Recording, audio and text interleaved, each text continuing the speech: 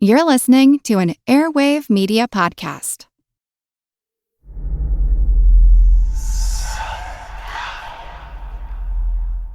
Hey y'all, spooky season is here.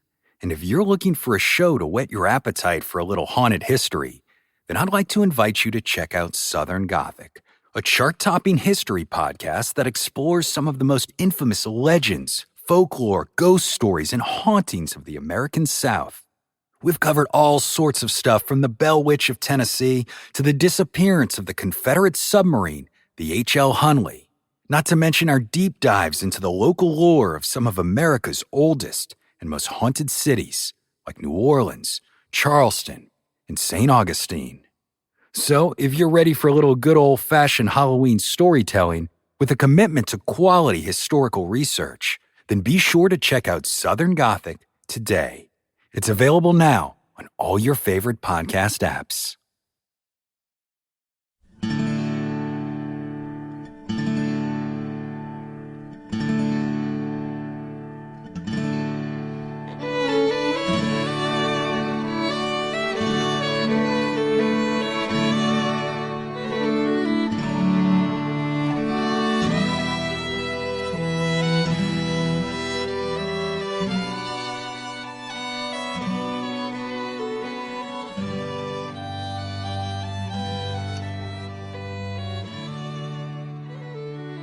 Hey everyone, thanks for tuning in to the 420th episode of our Civil War podcast. I'm Rich. And I'm Tracy. Hello y'all, welcome to the podcast. As y'all will recall, with last week's episode, we got a start on the Chattanooga story arc. We saw how, after the Battle of Chickamauga, the Federals pulled back to Chattanooga itself, while the Confederates slowly advanced and occupied the high ground looking down on the town. We said that for both Army commanders, Braxton Bragg and William Rosecrans, the key issue in the aftermath of the Battle of Chickamauga was logistics. The Confederate commanding general, Braxton Bragg, didn't have enough wagons, and so it was a stretch even transporting supplies to the Army of Tennessee from the railhead at Catoosa Station, just a dozen miles away. And then, in pulling back to Chattanooga and giving up the high ground that looked down on the town and the Tennessee River, the Federals were also giving up the most direct line of supply back to their bases in Bridgeport and Stevenson in northwest Alabama. That meant that now getting supplies into Chattanooga would be extremely difficult and time-consuming. Less than 5 days after the end of the Battle of Chickamauga, after his forces had finished pulling back to Chattanooga, William Rosecrans, the commander of the Army of the Cumberland, reported to Washington that he had only 10 days' worth of rations on hand.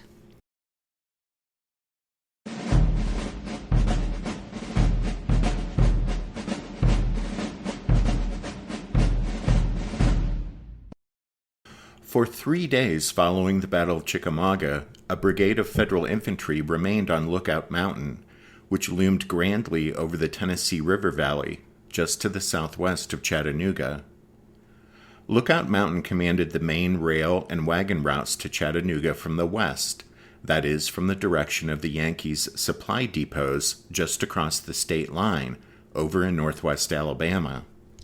Because of Lookout Mountain's importance with regard to the Federal supply line into Chattanooga, some of William Rosecrans' subordinates voiced strong objections when, on September 24th, Old Rosie withdrew the brigade that had been occupying the mountain.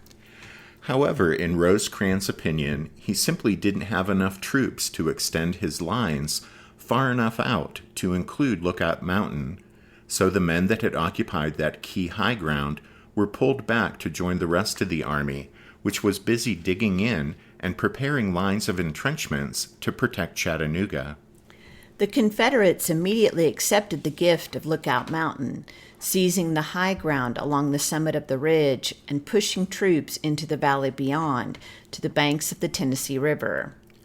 By denying the Yankees the use of the Nashville and Chattanooga Railroad and the main wagon road back to their supply bases, the rebel occupation of Lookout Mountain and the valley beyond cut the Federals' only really practical line of supply.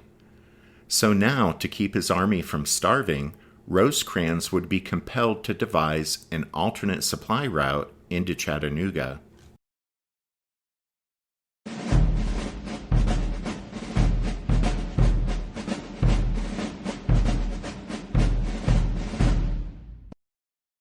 As the Confederates occupied the high ground looking down on Chattanooga, placing the town under a virtual siege, the soldiers of the Army of Tennessee and the Army of the Cumberland warily eyed each other. Federal Brigadier General John Beatty noted, quote, "The two armies are lying face to face. The Federal and Confederate sentinels walk their beats in sight of each other. The tents of the troops dot the hillsides.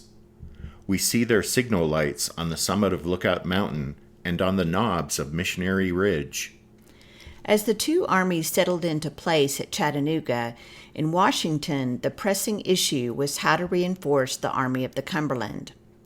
Abraham Lincoln was sending encouraging words across the telegraph wires, trying to buck up the obviously shaken Rosecrans.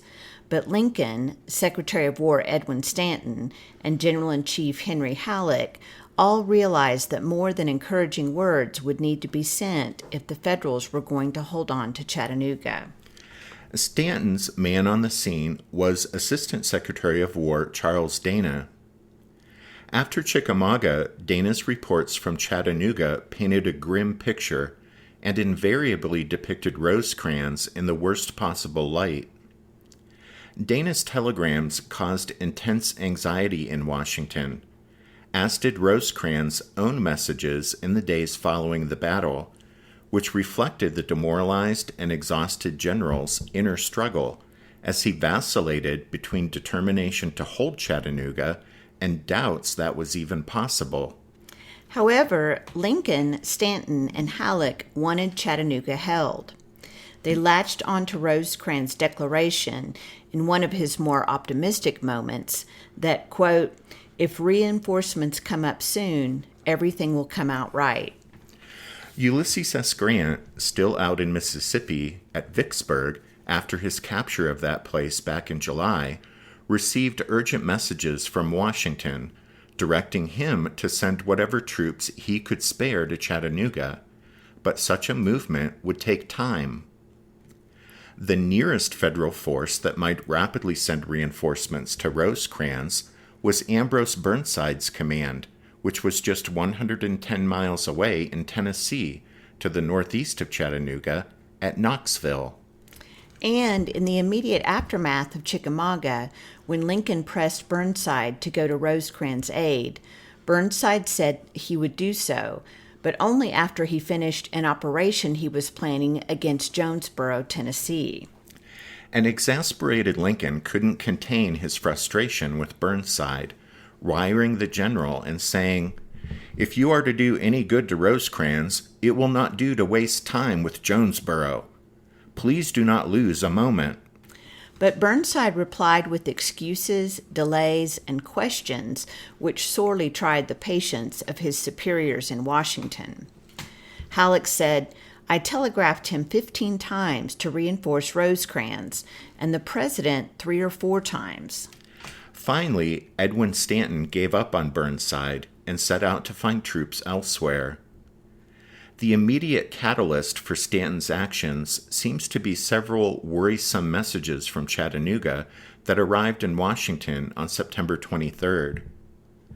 Late that night, well after 10 p.m., Stanton dispatched one of President Lincoln's secretaries, John Hay, out to the Soldiers' Home to fetch Lincoln. To escape the heat and humidity of Washington, the Lincolns took to spending the summer months at a cottage on the grounds of the Soldiers' Home, 3 miles away from the White House.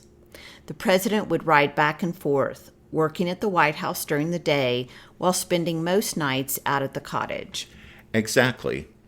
At any rate, once Hay arrived at the cottage, he awakened Abraham Lincoln and conveyed Stanton's summons.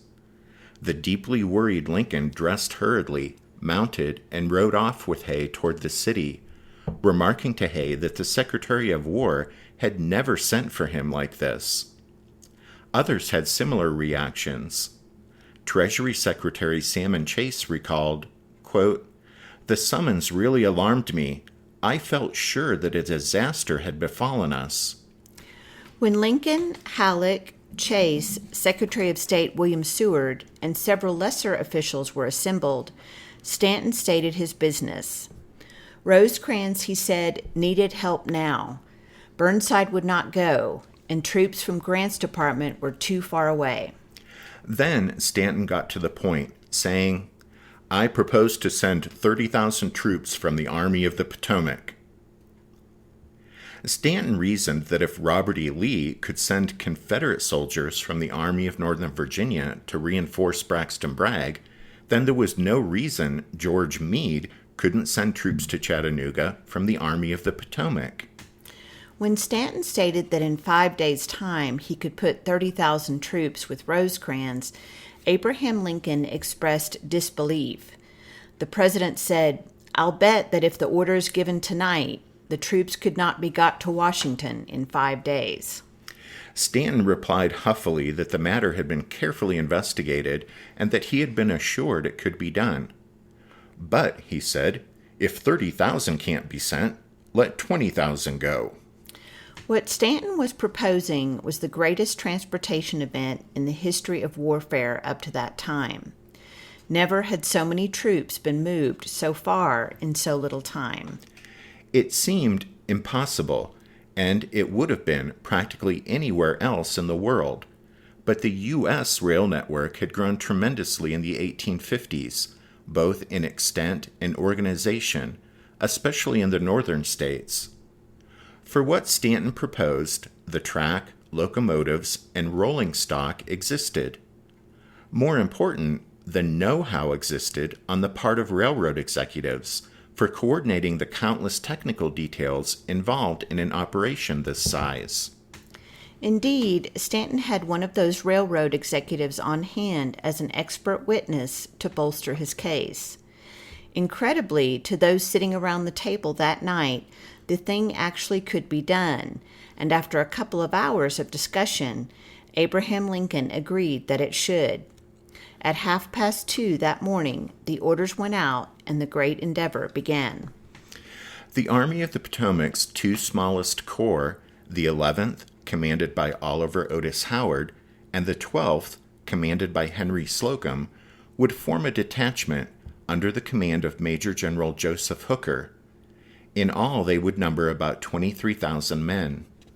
Hooker, who had been at loose ends since he was relieved from command a few days before the Battle of Gettysburg, immediately set to work with Howard and Slocum to make careful preparations for moving the men, artillery, and draft animals in an orderly and speedy fashion. Railroad officials did the same, giving no excuse to Stanton to have the military take over their lines, and proving that they could do the job better anyway. They skillfully forwarded the troops and their equipment, along with 3,000 horses and mules and 7 batteries of artillery, through Ohio to Indiana, to Louisville, Kentucky, then southward to Nashville, Tennessee, where they were pushed on to Bridgeport, Alabama. The entire journey was 1,160 miles and was completed in 9 days.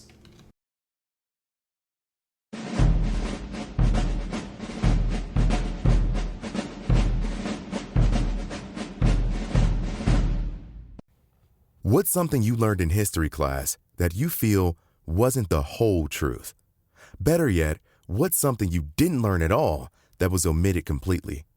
That's what I'd like to call redacted history. I believe that all history, no matter how good or bad, needs to be told. There are wars, massacres, battles, and entire historical events that are just not in our school's history books. Have you ever heard of Mary Bowser? I didn't think so. My name is Andre White, the host of the Redacted History Podcast, the place where history's forgotten events, heroes, and villains get their story told, one episode at a time. So come huddle around the campfire with me and get ready to hear the stories that you were robbed of. And get comfortable. We're going to be here a while. The Redacted History Podcast. Real history never dies. Stream the Redacted History podcast on Apple Podcasts, Spotify, or wherever else you get your podcasts. History never says goodbye. It just says, see you later. Edward Galeano was right when he said that. Events keep happening over and over again in some form. And that's the reason I produced the podcast, My History Can Beat Up Your Politics. What is it? We take stories of history and apply them to the events of today to help you, perhaps, understand them better. We are also part of Airwave Media Network. I've been doing the program since 2006. That's a long time, and the show has a long name. My History Can Beat Up Your Politics. Find me wherever you get podcasts.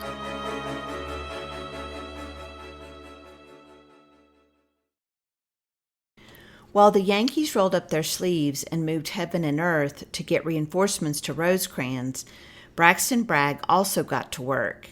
But, unfortunately for the Confederate cause, Bragg's attention and energy wasn't focused on the Federals, but rather was focused on cleaning house within his Army's own high command. Chickamauga would be the Army of Tennessee's one great battlefield victory and was one of the Confederacy's proudest moments. Newspapers across the South trumpeted the success of Bragg's army and painted it as a renewal of hope. In the aftermath of the disaster at Vicksburg and the defeat at Gettysburg just a few months earlier, news of the victory at Chickamauga inspired widespread joy throughout the Confederacy. Even greater success was anticipated, as there seemed to be the real chance of regaining Chattanooga and much of Tennessee. By abandoning all of the high ground around Chattanooga in the days immediately following Chickamauga, Rosecrans seemed to give Bragg exactly what he had denied him in the battle itself, that is, an opportunity to cut the Federal Army's supply line and trap it in a potentially ruinous situation.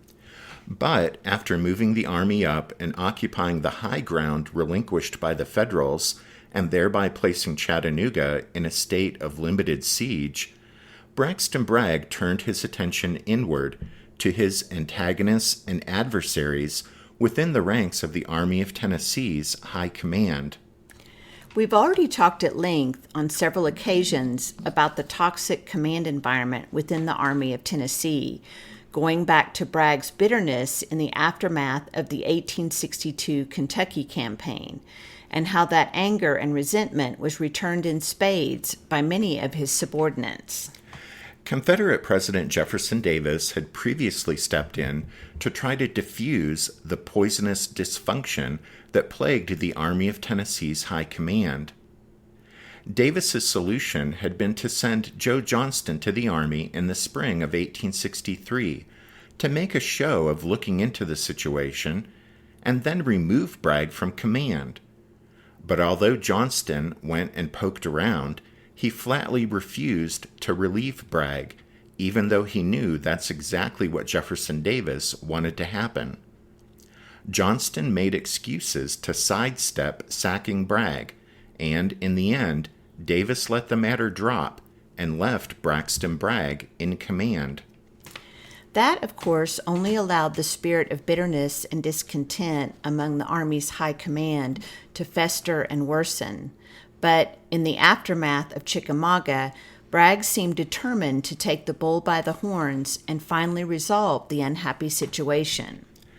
And so, just 2 days after Chickamauga, Bragg sent a letter to his chief antagonist, Leonidas Polk, asking for an explanation as to why Polk had not obeyed Bragg's order for a day-dawn assault on the last day of the battle. Well, the Bishop General realized what was coming, and so, instead of responding immediately, he began marshaling his own resources for a counterattack. Polk ignored Bragg's letter for almost a week, during which time he met with other high-ranking malcontents within the Army to discuss the best way to get Jefferson Davis to relieve Bragg of command. The day after receiving Bragg's letter, Polk conferred with James Longstreet. Old Pete took little convincing, since he was already disenchanted with Bragg. due in no small part to the realization that Bragg wasn't going to carry out Longstreet's idea for a grand turning movement against the Federals in the aftermath of Chickamauga. Polk told Longstreet he was going to write a letter to his old friend Jefferson Davis, and he urged Longstreet to do the same. While Old Pete declined to contact Davis directly, he did agree to write to Confederate Secretary of War James Seddon. Accordingly, on September 26th, Longstreet penned a letter to Seddon, setting forth a litany of complaints against Bragg. The next day, the 27th, 5 days after he had first requested it, Bragg reiterated his request for Polk to explain his failure to carry out the day-dawn attack on the last day of the battle. When Polk finally answered on the 28th, he put all of the blame at D.H. Hill's feet. This stab in the back could hardly have pleased Hill, since the sour North Carolinian was one of the generals Polk had talked to within the last several days, and he had agreed with Polk that Bragg needed to go. Be that as it may, Bragg wasn't interested in Polk's excuses, and the very next day, on September 29th, he began cleaning house. He suspended Polk from command and sent him back to Atlanta. Polk departed the Army immediately. Bragg also removed Thomas Hindman from command of his division. Bragg would never forgive Hindman for his failure, before Chickamauga, to close the trap on the Yankees at McLemore's Cove. Hindman was already absent from the Army, having been wounded on the last day of the fighting at Chickamauga. Bragg's sacking of Polk fanned the flames of dissent within the Army to near mutiny. During the first few days of October, a remarkable document, likely penned by Simon Bolivar Buckner, made the rounds of the Army's various headquarters. No less than 12 of Bragg's generals signed it, including Longstreet, D.H. Hill, and Patrick Cleburne. The document asked Jefferson Davis to remove Bragg from command because, the generals said, quote, "The condition of his health unfits him to command an army in the field," end quote. But in reality, the document, among other charges, accused Bragg of inexcusably fumbling away the fruits of a great victory at Chickamauga. Davis was understandably troubled when he received this document on October 4th. He had already been concerned enough, after Bragg's sacking of Polk and Hindman, to send his close aide, James Chestnut, to find out what was going on. When Chestnut stopped in Atlanta on October 5th on his way to the Army and talked to Leonidas Polk, what he learned from Polk alarmed him so thoroughly that he wired Davis saying, quote, "Your immediate presence in this army is urgently demanded." In response, Davis set out from Richmond, reaching Atlanta himself on October 8th.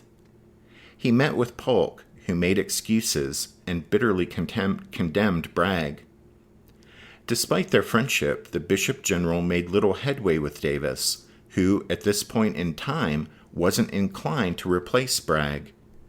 In fact, Davis seemed to think that once he was on the scene, he could smooth over the differences between Bragg and his subordinates and restore harmony to the Army of Tennessee. However, once he reached the Army, Jefferson Davis only made things worse by forcing a face-to-face confrontation between Braxton Bragg and his critics. On October 9th, after a lengthy meeting with Bragg behind closed doors, Davis invited James Longstreet, D.H. Hill, Simon Bolivar Buckner, and Benjamin Cheatham to join them. With Braxton Bragg still in the room, Jefferson Davis supposedly turned to the other officers and asked them to state, quote, their opinion of their commanding general, end quote. Well, a more awkward, unprofessional scene can hardly be imagined, but apparently Davis hoped that in Bragg's presence the men would back down and express at least grudging support for their commander. That's just supposition, but it's hard to believe that Davis would be so naive to suppose that if each man actually aired his grievances in Bragg's presence, This would somehow heal the breach between the Army's commanding general and his lieutenants. But, starting with Longstreet, air their grievances is precisely what each man proceeded to do. Old Pete asserted that any future operations were unlikely to be successful with the Army's present commander. He concluded by saying he thought, quote, "Our commander could be of greater service elsewhere than at the head of the Army of Tennessee."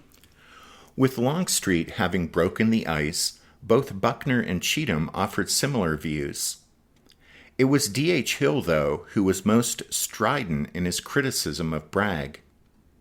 Hill was famous for his temper, and it got the better of him this time, as his condemnation of Bragg became so insulting and abusive that Davis took offense and cut him off. Through all of this, Braxton Bragg had sat silently, staring at the wall. Davis concluded the meeting without announcing a decision, although almost immediately rumors began to circulate that perhaps Bragg wasn't going to be relieved after all. The next day, October 10th, Davis met individually with several of the complaining generals, something he probably ought to have done first. Longstreet, perhaps realizing the wind had shifted and they had gone too far the day before, supposedly offered his resignation, which Davis refused. Then, when Davis met with Buckner, riding along the crest of Missionary Ridge, the Kentuckian refused to retract his criticism of Bragg. Not until October 12th did Davis reveal his decision. In a public statement, he announced that Bragg would remain in command of the Army of Tennessee and declared that the general was, quote, "worthy of all confidence," end quote. In supporting Bragg, Davis sustained the dismissals of Polk and Hindman, although he did manage to get Bragg to dismiss the charges against them, thus avoiding the embarrassment of having those officers tried by court-martial. As for D.H. Hill, he would be sent home to North Carolina to await reassignment. And to replace Polk, William Hardee was recalled to the Army of Tennessee from Mississippi. That, however, was as far as Davis would or could go. If Bragg was still unhappy that the other grumbling generals remained, then Davis told him, in effect, to deal with it, although Davis said he would rather not have to address anyone else being dismissed from the Army. If Braxton Bragg couldn't replace his disloyal subordinates, he could still punish them through reorganization. And so brigades and divisions were shuffled around to create different formations, trying to place the worst malcontents within the commands of officers who were more favorably disposed to Bragg. For example, Cheatham's big division of 5 Tennessee brigades was broken up, and Simon Bolivar Buckner was demoted from Corps Command to leading a division. And so, even as the Federals settled into their lines and sought solutions to the problem of how to hold on to Chattanooga, the Yankees' greatest enemy in the days ahead would prove to be hunger. However, for the Confederates, as Davis departed, leaving the Army of Tennessee's high command in disarray, the rebels' greatest enemy seemed to be themselves.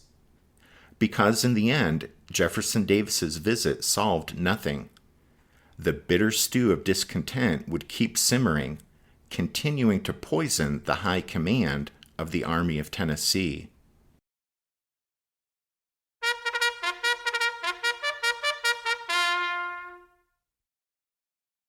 That means it's time for this episode's book recommendation, and our recommendation this time is Jefferson Davis's Generals, edited by Gabor Borit. This is a book of 8 essays about, yes, you guessed it, Jefferson Davis's relationships with some of his key generals. One of the essays, authored by Stephen Woodworth, is titled Davis, Bragg, and Confederate Command in the West. You can find a list of all of our book recommendations if you head over to the podcast website, which is www.civilwarpodcast.org. As we wrap up this episode, we want to give a shout out to the newest members of the Strawfoot Brigade and thank them for their support of the podcast. So a big thank you to Clarence F., William B., Peter D., and Scott B. And thanks to Nell J. for her recent donation. Thanks to all of you for listening to this episode of The Civil War, 1861 to 1865, a history podcast. Tracy and I do hope that you join us again next time, but until then, take care. Thanks, everyone. Bye.